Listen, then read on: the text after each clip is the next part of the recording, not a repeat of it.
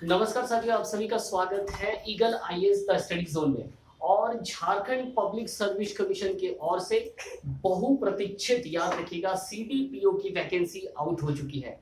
महिला सामाजिक सुरक्षा विभाग की ओर से आप सभी के लिए एक बहुत बड़ी खुशखबरी है। झारखंड से बाल विकास पदाधिकारी की जो वैकेंसी है वो आउट हो चुकी है। संपूर्ण जानकारी आपको दी जाएगी कि क्या होगा, सिलेबस क्या, एज लिमिट है, इसके साथ साथ आवेदन कब तक करना है, संपूर्ण जानकारी आपको दी जाएगी। एग्जामिनेशन पैटर्न क्या है, इन सभी विषयों पर जो है चर्चा हम सभी करेंगे। तो याद रखिएगा, झारखंड के सभी युवाओं के लिए, महिलाओं के लिए खास करके जो है ये वैकेंसी काफी जो है हम कहेंगे कि काफी आकर्षक है। उनके पदाधिकारी बनने का जो सपना है अब पूरा होने का अवसर है। तो जल्द से जल्द याद रखिएगा, हमारे चैनल में जुड़ जाए, सब्सक्राइब, लाइक और कमेंट करना बिल्कुल ना भूलें, ताकि आप सभी को सबसे पहले नोटिफिकेशन प्राप्त हो। तो चलिए आइए देखते हैं कि सीडीपीओ के अंतर्गत क्या कुछ दिया गया है इस एडवर्टीजमेंट में। चलिए सबसे पहले याद रखिएगा, ये जो एडवर्टीजमेंट है वो एडवर्टीजमेंट है, नंबर कितना है ना, 21/2023 का एडवर्टीजमेंट दिया गया है। और इसके साथ साथ इसमें कुल पद कितने हैं, तो याद रखना आप सभी को, कुल पद जो है 64 है। टोटल वैकेंसी कितनी है, टोटल वैकेंसी याद रखना है आपको 64 है। और इसके साथ साथ इसकी एलिजिबिलिटी क्या है, अर्थात कौन से युवा या छात्र या छात्रा जो है इस भर सकते हैं। तो याद रखिएगा, जो ग्रेजुएट है और जिन्होंने जो है स्नातक की उपाधि प्राप्त की है वो इस वैकेंसी को भर सकते हैं। तो ग्रेजुएट होगी आपकी, क्या होगी, एलिजिबिलिटी जो है ग्रेजुएट हो गई। अब यहाँ पर सबसे महत्वपूर्ण चीज क्या है, सबसे महत्वपूर्ण चीज है कि एज लिमिट का काउंट क्या होगा। तो इस बार जितने भी वैकेंसी आ रही है झारखंड के एसएससी के थ्रू से या जेपीएससी के थ्रू से, उसकी खास बात क्या है, उसकी खास बात यह है कि 4 वर्षों का अल्टीमेटम या जो एज जो कमी की गई है वो सभी छात्रों को मिल रहा है। तो यहाँ भी वही है, मिनिमम एज याद रखना है आपको कितने का है, मिनिमम एज जो है वो है 22 वर्ष का है। मिनिमम एज कितने का है, तो 22 वर्षों का है।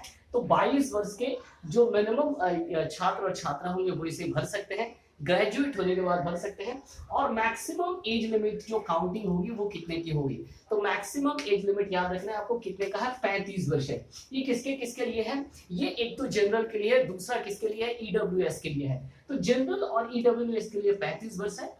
एज लिमिट की जो काउंटिंग होगी, जैसा कि मैंने आपको कहा कि 2019 रखा गया है, तो 1/8/2019, ठीक है, 1/8/2019 तक जो है आपके 35 वर्ष होने चाहिए, सॉरी मैक्सिमम एज होने चाहिए। मिनिमम एज कितने होने चाहिए, 22 वर्ष होने चाहिए। तो 22 से 35 कुल 13 वर्षों के व्यवधान के अंतर्गत जो है सभी विद्यार्थी, सभी युवा, सभी छात्र छात्राएं झारखंड के बढ़ सकते हैं। बहुत आकर्षक ये पोस्ट होता है, इसमें समाज में काम करने के लिए काफी कुछ आपके पास होता है, खास करके ये महिलाओं के लिए। याद रखिएगा 50% तक इस बार आरक्षित किया गया है। ये जो रिजर्वेशन है उसमें महिलाओं के लिए 50% तक आरक्षित किया गया है, जो कि सुनहरा अवसर है झारखंड के सभी छात्राओं के लिए। साथ में याद रखिएगा 38 वर्ष महिलाओं की उम्र में भी जो है वृद्धि की गई है। और ये कितना रखा गया है, तो याद रखना ये 38 वर्ष रखा गया है। कितना रखा गया है, 38 वर्ष रखा गया है। ओबीसी के अंतर्गत कितना है, ओबीसी 1, बीसी 1 और बीसी 2 दोनों के लिए जो है 37 वर्षों का क्या रखा गया है, 37 वर्षों का उम्र रखा गया है। इसके साथ साथ एससी और एसटी के लिए कितना है, 40 वर्षों का उम्र रखा गया है। चलिए इस अब देख लेते हैं कि फीस कितनी देनी पड़ेगी।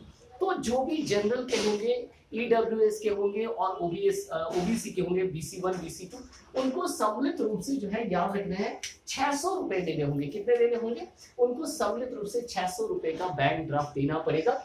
इसके साथ साथ आप ध्यान में रखिएगा, आप एडवर्टीजमेंट को डाउनलोड कर ले, jpsc.in पे जो है ये एडवर्टीजमेंट उपलब्ध है। और संपूर्ण चीजों को पढ़ते हुए जो है आप इसे शुरू कर सकते हैं। इसके साथ साथ याद रखिएगा, झारखंड के जो एससी एसटी हैं उनके लिए सुनहरा अवसर है, उनके लिए 150 रुपए है। मात्र कितना है, 150 रुपए झारखंड के एससी एसटी के लिए है। एग्जामिनेशन का पैटर्न क्या होगा, तो याद रखिएगा एग्जामिनेशन का पैटर्न, ये 3 स्टेज पर एग्जामिनेशन के पैटर्न होंगे, प्री मेंस और इंटरव्यू। प्री मेंस और इंटरव्यू के पैटर्न पर आधारित है। मैं आपको बताऊंगा कि एग्जामिनेशन का पैटर्न क्या है, बिल्कुल सारी चीजें आपको जो है यहाँ से मिलेगी। इसके साथ साथ इसकी स्टार्टिंग तिथि कब से है, कब से आपको फॉर्म फिलअप करने की तिथि मिल रही है, तो याद रखिएगा 27 तारीख से, इस महीने के 27 तारीख से जो है फॉर्म फिलअप शुरू हो जाएगा और अगले महीने के 26 तारीख तक जो है फॉर्म फिलअप की तिथि है। तो आपके पास इस महीने के 27 तारीख से फॉर्म फिलअप शुरू हो रही है। अगले महीने 26 तारीख तक जो है आपको क्या करना है, फॉर्म फिलअप कर देना, सारी चीजें कर लेनी, एडवर्टीजमेंट डाउनलोड कर ले। और याद रखिएगा एग्जामिनेशन की तैयारी के लिए हमसे जुड़ना ना भूले, हमारे eagle IAS the study zone में सब्सक्राइब कर ले ताकि आपको सारे नोटिफिकेशन मिलते रहे, और शेयर और कमेंट करना भी ना भूले। बहुत बहुत धन्यवाद आप सभी का हमारे साथ जुड़ने के लिए।